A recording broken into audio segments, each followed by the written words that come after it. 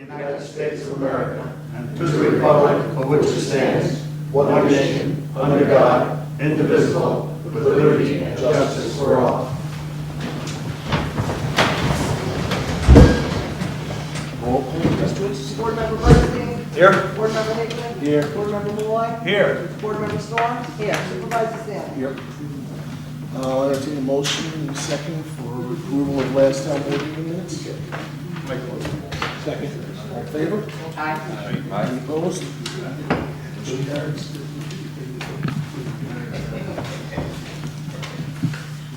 Meeting start. Go ahead. Okay, thank you. Now it's really going. Oh, sorry. I didn't know you were. This is starting out very auspiciously. All right. Supervisor's report, November 2014. Ambulance fees, $6,608.60. New York State OSC, $14,120. Police fees, $60. Mill and scrap, $1,237.02. Phoenicia Library rent, $300. Phoenicia water rents, $8,969.99. Pine Hill Water District water rents, $2,897.63. Permits code officers, $100. Building permit fees, $2,746. Town clerk fees, $89.67. Cell tower, $226.23. Justice fees, $9,850 for a total of $47,205.14.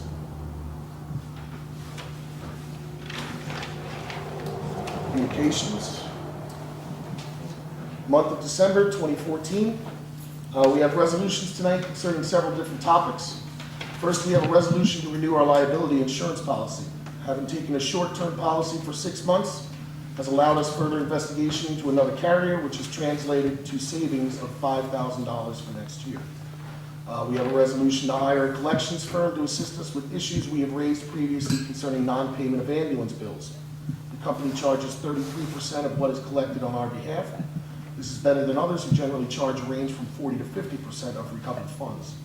We anticipate that this will help us recover at least a portion of those billable costs we are not currently receiving. We have a resolution requesting bids on a 100 by 100 foot parcel owned by the Pine Hill Water District. The Water District was not aware of the ownership of this parcel until identified in a deed research for the encompassing parcel. We have appraisals from both the Town Assessor Chair Heidi Clark and an independent firm of Hudson Valley Appraisals. The minimum bid is comprised of an average between the two assessments at $4,315. Bids will be due for our December 30th, 2014 meeting. We have resolutions to renew our shared service agreement with Ulster County Highway Services. We have resolutions to finalize the zoning map change for Pine Hill Main Street. This was referred to us from the Town Planning Board, and we have received a notice from the Ulster County Planning Board stating there are no county impacts. This zoning change will take place upon effect upon filing by the state. We have a resolution accepting Tom Hickey's resignation from the Zoning Board of Appeals and advertising for his replacement. We'd like to thank Tom for his service here and wish him and his new bride the best of luck. There are our annual resolutions for the end of year meeting, and for 1 p.m. on Tuesday, December 30th, and our reorganizational meeting is slated for 6 p.m. on Monday, January 5th, 2015. Smart growth. I'm sure by now many of you have seen some of the beautiful town signs throughout the town or our information kiosk in Big Indian. These were and will continue to be installed through a grant from the New York State DEC. The grant program is the Smart Growth Grant Program, and DEC has announced another round coming available. There will be a max award of $75,000 for any one community. The grant application is due by the end of January, and we need to discuss what we'd like to apply for. Anyone interested in this discussion, please contact my office at 688-7165 or via email at shandakensupervisor@yahoo.com. And that's all I've got for tonight. Heather Roberts, sadly she stopped by. She could not make it, and she wanted to thank the town for their support and continued support for the turkey trot. They had over 300 participants this year, and it was $2,500 that they raised for STS for the Shandaken Theatrical System. So thank you, Heather and Patty, again for a wonderful event, and thank you for being here. And I beat Rich. So The funny part about that, I beat Rich. it wasn't recorded on the Times. It I wasn't recorded on the beat, you Times. weren't on there. You weren't in it. You got to be in it to win. If You're it's out. not recorded, it never End of happened. discussion, you lost. So, I see Rich. I'll turn it over to other councilmen if you have. Guys, it's our show. Not yours. Standing up for you. Okay. If any other councilmen have any other reports, communications? Gary Gales dropped off. This is from Marty Gales. She couldn't be here tonight. And it's about the, Recreation Trail in Big Indian, I believe it is, right? Building a path to the stream in Big Indian. These are all the kids that are involved in this. It says in late September, a group of 6 students who are members of the Antioch High School Club, teaming up for success, came to the Big Indian Park to create a path to the stream. Lisa Schnack, park manager, provided drinks and cookies. The students went on to clean up the park and enjoy the playground. And the participants included Callie Bennett, Wyatt Baker, Brianna Bolden, Karen Dugan, Paige Edwards, and Kyle Ryan. And the club advisors who also joined were Robin Pearls, Janet Krieger, and Lolly Adler. And they went up and they did the park up really good. They made a nice walkway down to the stream. They said they took over, they did a great job, and they enjoyed themselves. They did a good job, so appreciate that. More attractions for our parks. Yep.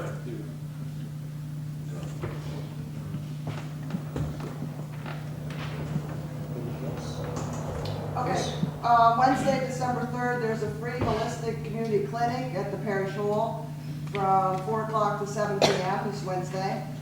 There's a Christmas fair and bake sale coming up at the Memorial United Methodist Church this Saturday from 9 o'clock till 3 p.m.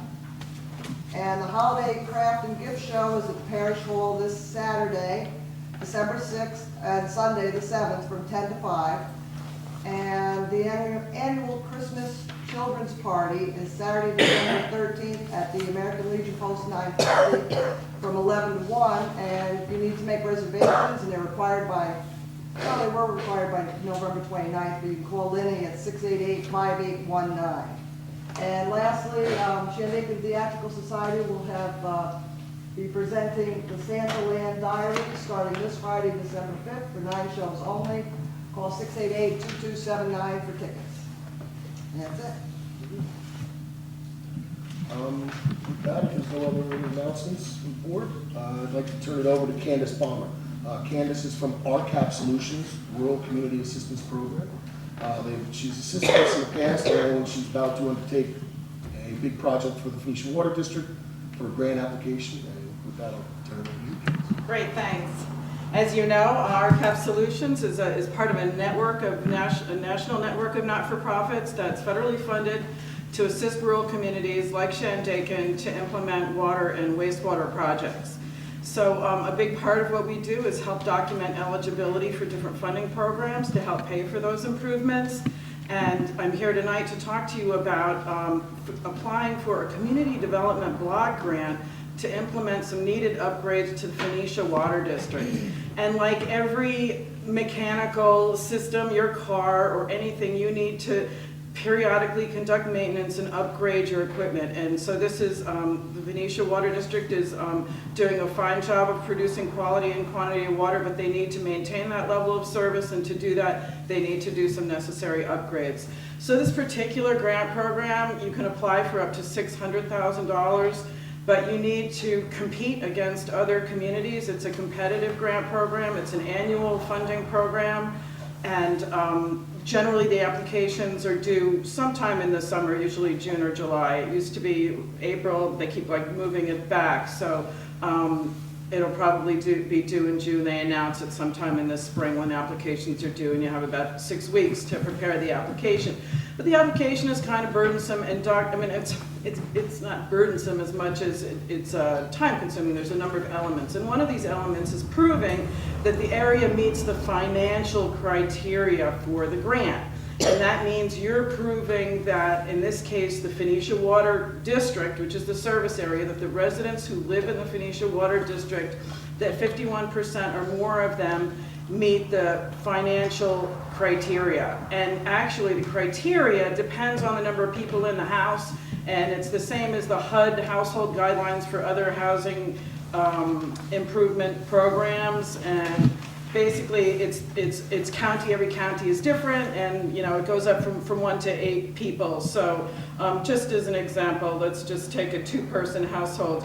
If your income was under 45,000, then you would be one of those people that would count toward this 51%. Our cap comes back to the town with a summary. We do the survey, we come back with a summary and say, yes, you have 51% or more low to moderate income people living in this service area, or no, you don't. That's it. And you either get to apply and compete with everybody else. It doesn't guarantee you'll get the grant, but it confers eligibility to apply for the grant if you trip that threshold of 51% low to moderate income individuals. So let me just tell you a little bit about how it works. I covered quite a bit of it. So what we're going to do is send out this household characteristics survey. And in fact, because there's other funding programs that you might want to use, let's say you weren't eligible for some reason, we're going to document eligibility for all the major water system infrastructure improvement funding programs out there, which includes USDA Rural Development and the State Drinking Water State Revolving Loan Fund. So this survey has a number of questions on it that are required by the Community Development Block Grant Program, but also a couple that are also required by these other agencies. So we can document eligibility for all 3 in one shot. And it's called a household characteristics survey, but it's also known as an income survey. And that's because the key criteria is whether or not you meet the financial eligibility threshold. And the way we do that is to ask you your household income. So it's very important for folks to understand that this is a confidential survey, that the document your income is not published for people to see, that the town doesn't see it. They get a summary report. Did you meet the 51% or not? If in fact we apply for rural development, we might list the incomes in order because they use a little different criteria of eligibility, but it's not tied to your house, it's not tied to your name, it's just a summary of the results that we get back. And we need at least a 60% response on this survey to meet the criteria for all 3 of these programs. So we're really hoping we get a good return on the mail out. What happens when you mail out a survey like this? Typically, you can expect a return of from 25 to 50%, depending on depending on a number of factors. So usually we'll see about a third of the people will respond right off the bat. And then we either do a second mailing, depending if it's a really poor turnout, we might do another mailing. But if not, we'll start going door to door to capture the folks that didn't respond and to make sure that we meet that 60% threshold. And we need to show that we've contacted everybody who lives in the water district. So if you owned a house and you rented it out to somebody year-round, you would not fill out the survey yourself, it would go to the renter. Many times renters still think that they shouldn't do it or that it's not for them, so we often go to them door to door anyway, just so we can capture them, because in truth, if you looked at the census data, and you're not allowed to use the census data for these grants because the service area isn't the same as the census area, but people often say, well, why don't you use the census data? They often don't capture as many of the renters, so we often find that the true income, they don't have as high a return rate requirement, and we often find that the areas, in fact, are a little less affluent than recorded by the census, and that's important for these grant and low interest loan programs. So we're going to send out the surveys. We'll probably be sending them out tomorrow, so return them as quickly as you can. We'll probably start the door-to-door canvassing sometime in mid-December. Again, we'll have to decide after a couple of weeks what kind of return we're getting, whether or not we're going to do a second mailing. But like I said, we need to get this 60%. We want to make sure we get this buttoned up as quick as we can to find out whether you're eligible, because you want some time to pull in all the other elements of the application that need to be gathered to make sure you're competitive, you've met with the funding agency, you know what they want, how to craft it, the exact improvements that you're going for. So you want some time to do that. So the sooner we get this done, the better.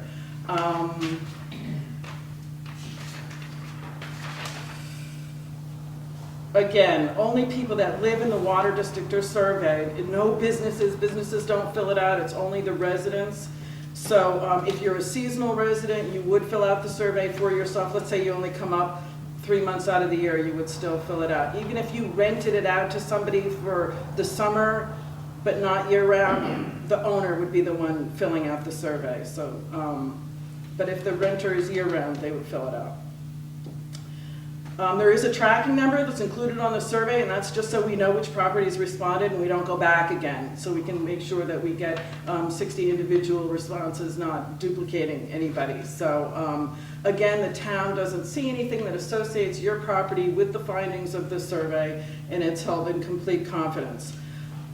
The income definition is very comprehensive, just so you know. The census definition is basically what we use, which is gross wages, salaries, commissions, bonus, tips, self-employment, net income, land rental net income, interest, dividends, profit from royalties or land rental, estate or trust fund income, social security, railroad retirement, SSI, public assistance, public welfare, retirement, survivor and disability pensions, annuities, IRAs, VA payments, unemployment compensation, child support or alimony, and all other regular payments such as, for example, armed forces transfer payments, assistance from private charities, and regular contributions from persons not living in the household. So if in fact, for example, someone in your family is helping you out, you would be reporting that as your income.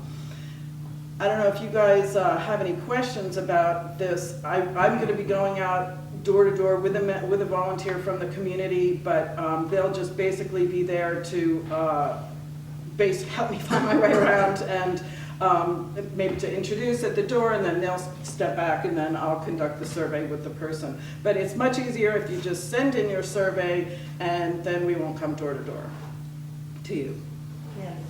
Can you make up a short blurb while Ellen's here, maybe like for, Phoenicia Water District, please note, you'll be getting these, and Ellen could post it on Channel 23. Okay, the town actually has a letter, right? There's a cover letter that's going with the survey, and that's probably the best thing to post, You right? see how much we can get. Oh, for Something that? like that, short Oh. blurb, yeah, if you can give it to me, I could call Ellen with She's it. gonna be. Okay, I'm gonna be here Yeah. tomorrow doing the And then surveys. We're gonna be stuffing the envelopes Also, tomorrow. we'll do on the website and Facebook. Sure, page. sure. There's more, especially Channel 23. Yeah, that's great. Good idea. Kind Good of group idea. that sees the online stuff. Okay, It'll be something short, just on one page. sure, a paragraph. Yeah. Sure. And then she's put it that way. Candace, with the amount of second homers that are in the Phoenicia Water District area that have substantial incomes, you're looking for 51% of all homeowners having the guidelines, right? Being within the guidelines? Well, it's interesting because we need 60% response, and then they take that and they extrapolate that for the rest of the community. So whatever we get out of those responses, and if 51% of, say we get 63% response, and 51% or more of the residents, because we ask you how many people live in a household, because it's by number of people, not by an income level, which the other agencies use. So they would extrapolate that, and so your home, if you have a seasonal person who responds to the survey, it's not like an average or anything where your average, Right. like a high income is a super high income is gonna all of a sudden skew you. It's a Right. placeholder for the higher income, but I don't think I may have answered your question. No, you did. You Okay. did. Yeah, it's not an average, it's going to be, you need that 51% or whatever it is.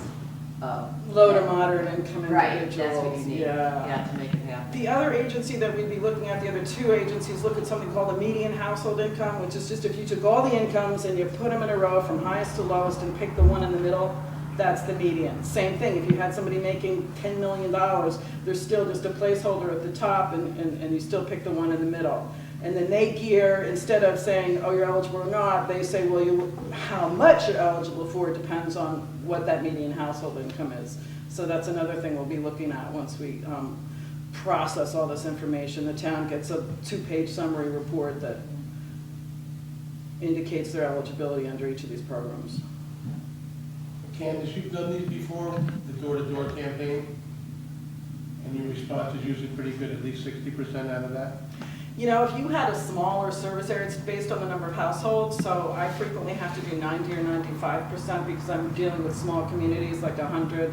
The CDBG recently reduced their required return rate, which is really great, because I go until I get it done. That's good. No point starting it if you're not gonna finish. Actually, people are really wonderful, they get it, it's all about keeping their user fees down, so they understand that it's to their benefit to participate, even if their income's high, because it just helps us reach that 60%. And I make sure I get the same, if it's 60%, I make sure that I get 60% of the renters at least, and 60% of the owners, so I'm not skewing it either way, because the renters do tend to have a lower income.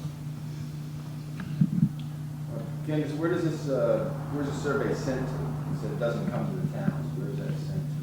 Well, actually, it comes to my agency, RCAP Solutions. We can have that sent to directly to my office, or we can send it to my agency and have data processing folks there in Massachusetts do the data entry. It's really up to the town, and that's something we're going to talk about with the supervisor tomorrow. So. Yeah, it's not going to come to the towns, so people can't. No, it comes to our agency. It's handled by us, and the town gets a summary of the data. All right. So the information you talk about as far as financial goes, is that just basically W-2 information? Well, it's everything I read, so it depends on what people report. But yes, essentially it's your reportable income, but I'm not sure.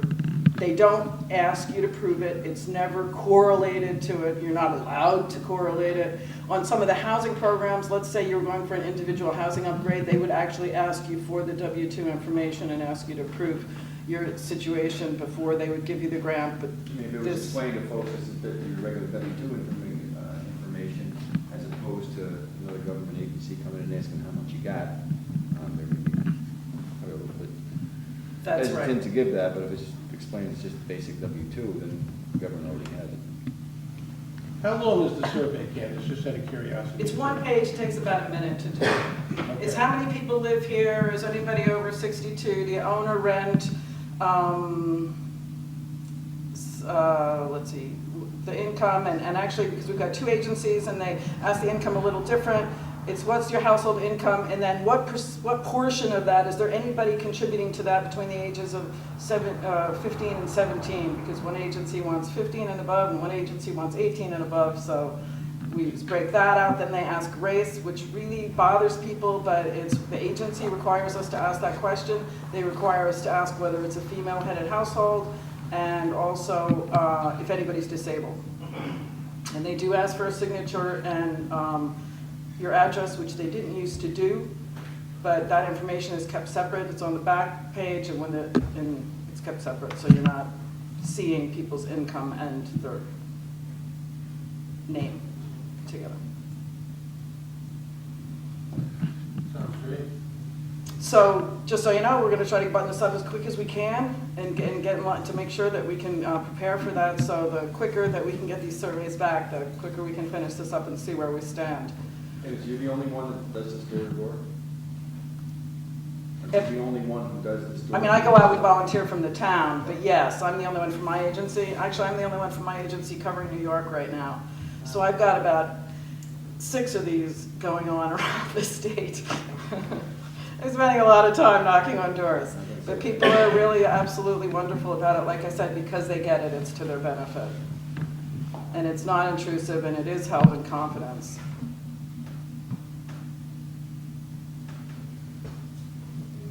Okay, so just so you know, that the surveys, it's only for people in the Phoenicia Water District, and the surveys will be going out probably tomorrow.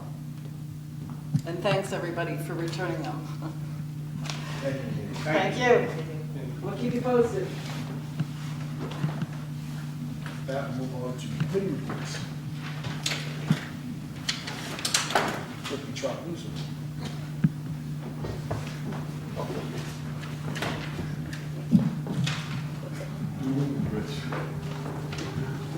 Good evening. November 2014 report, the town of Shandaken ambulance total calls received was 47. Mutual aid was given twice, once to the town of Olive, once to the town of Woodstock. Mutual aid was not received. Unfortunately, we've seen a dramatic increase in fall-related injuries in the town, specifically our elderly population lately. According to the CDC, falls are the leading cause of injury and death in older populations. This problem is huge, as latest statistics show that 2.4 million non-fatal falls among older adults were treated in emergency departments, with more than 722,000 of these patients being hospitalized. A more alarming statistic is that 1 out of 3 older adults, age 65 or older, fall each year, but less than half speak to their healthcare providers about it. Of the millions of falls occurring each year, most are largely preventable. It would be a monumentous task to outline all the things you could do to prevent falls from happening, but some of the things you can do immediately to help yourself and your loved ones are to exercise regularly. It's important that the exercise focus on increasing leg strength and improving balance. Ask a doctor or a pharmacist to review your medication, both prescription and over-the-counter, to identify medicines that may cause side effects or interactions such as dizziness and drowsiness.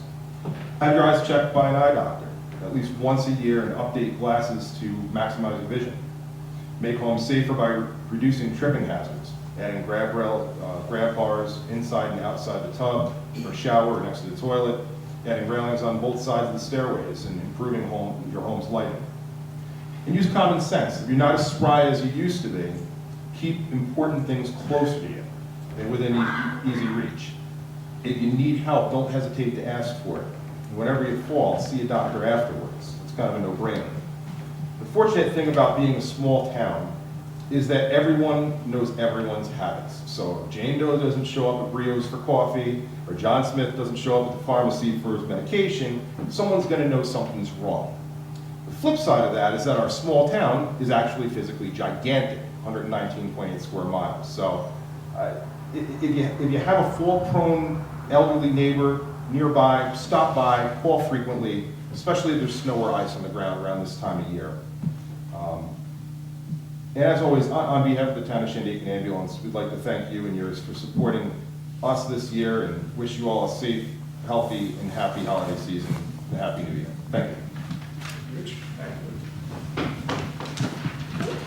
Elise?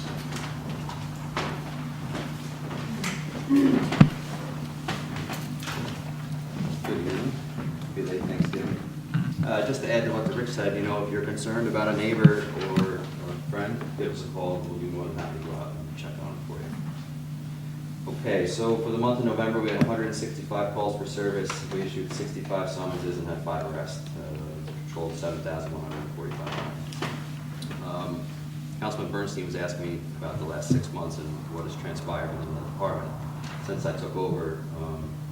A couple things. One, we've upgraded our firearms, the whole department, with this last order I just put in a couple of months ago through, they call it the Blue program through Glock. Cost us about $150 a gun with a trade-in. So they've all been updated with Generation 4s and flashlights and new technology. And 90% of the department is now trained with nasal Narcan for drug overdose situations. We seem to be, we're very fortunate in Shandaken that we have a great ambulance service and they respond really quick, but we're generally there a little bit faster. So seconds could save somebody's life. So that's just a couple things. Same thing with the vest. We've all got an updated vest. Paid for via grant, half of it. Paid for it via asset forfeiture money that we've gotten with participating in Urgent. Essentially drug money has bought us new vests. That's just a couple of things, but any questions, I'm always around and I'm always a phone call away. Thanks. Sure. Alfred?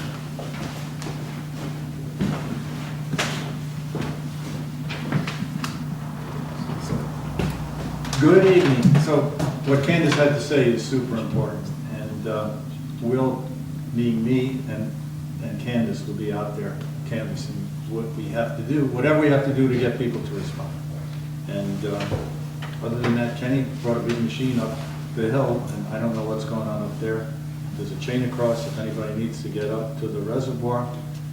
They need to either get a key from Vincent or get somebody else to help them with it. Because he's had people going up all the way to where the reservoir is, somebody with Colorado plates that has absolutely no business up there. And he's got a camera up there now, so he can, he knows for sure that these are people that have absolutely no business there. That's about it. I'll be here tomorrow morning at 9:30 with Candace. Yeah, well, but it's really necessary. The water system needs it. Thanks. Is there a road, what's going on, you said with the, Kenny brought a machine up. I'm not 100% sure what the plan is, other than they're supposed to create the ability to go up and, and maintain the springs. That's the principal reason. And it's all overgrown now. so there's a road going in from the reservoir up to the Smith? I don't know that I call it a road. It has to be negotiable. The problem was is that the road at the end of Waterworks Road there at the top